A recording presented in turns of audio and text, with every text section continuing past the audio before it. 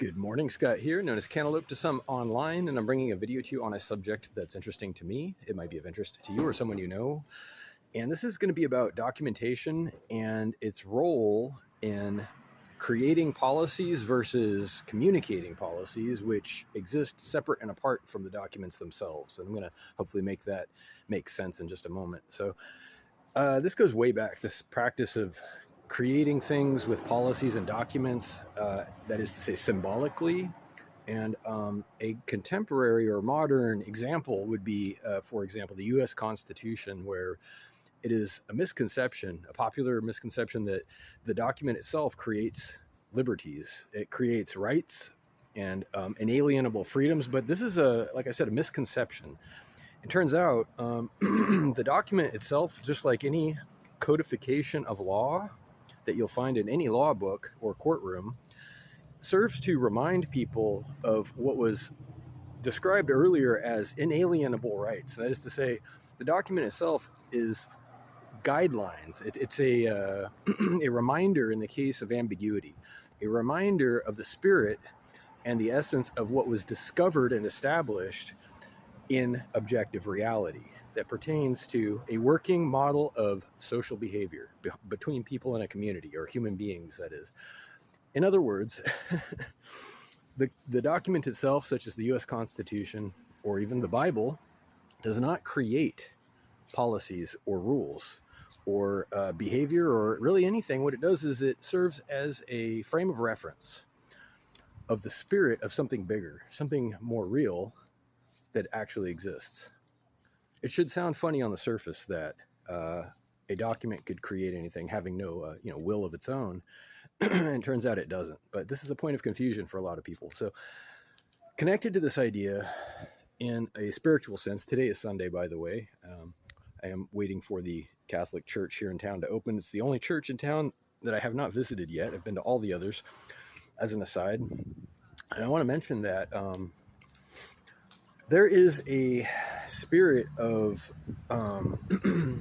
ceremony, protocol, and formality shared by pretty much all Christian churches and infrastructure, I guess is the word, where people are compelled by ritual to do things out of habit and tradition each week or each year or in general. But like documents, ritual is also symbolic, and it can be redirected as a symbol. Like just any symbol can have multiple meanings. It can become ambiguous. It can take on a different meaning, and sometimes they should. That's the flexibility and the value of symbols in general. But when you base something on ritual, or you lean on it too much, there's a problem. There's a big problem, actually. You forget the spirit sometimes, or it gets muddied or unclear, that gave rise to it to begin with.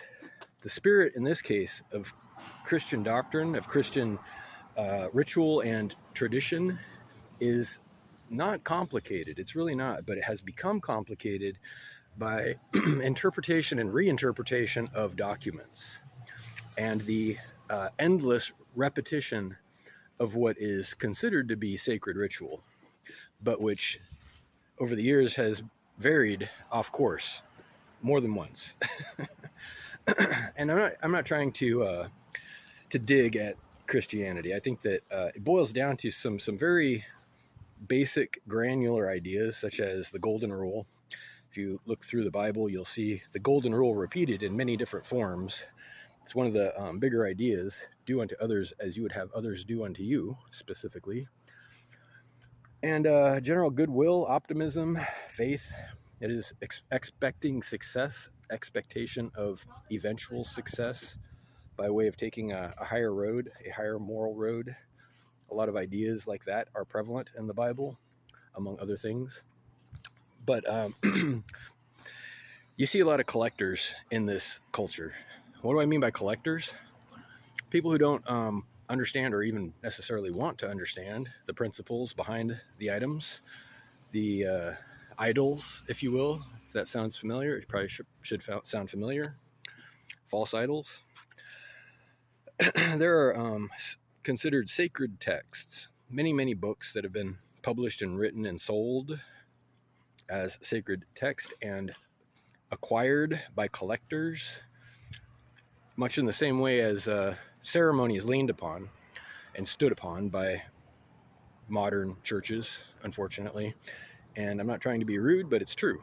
It is true that many people in the church and the churches themselves have gone wildly off the rails nowadays. And it's not so much about what it was originally, goodwill and tolerance and patience and all the virtues, so to speak, that embody these ceremonies and rituals, but the texts themselves, the items, the material things, collecting them and obtaining power, really, right? I mean, it's basic human nature to seek power, to seek survival, and to seek comfort, really, if we're being honest, for you and your family, right? And now, if there's some kind of loophole, if there's some kind of angle or leverage that becoming part of a community would afford you, becoming part of an ostensibly good community might, you know, increase somebody's reputation or connections, networking sort of stuff, they do that.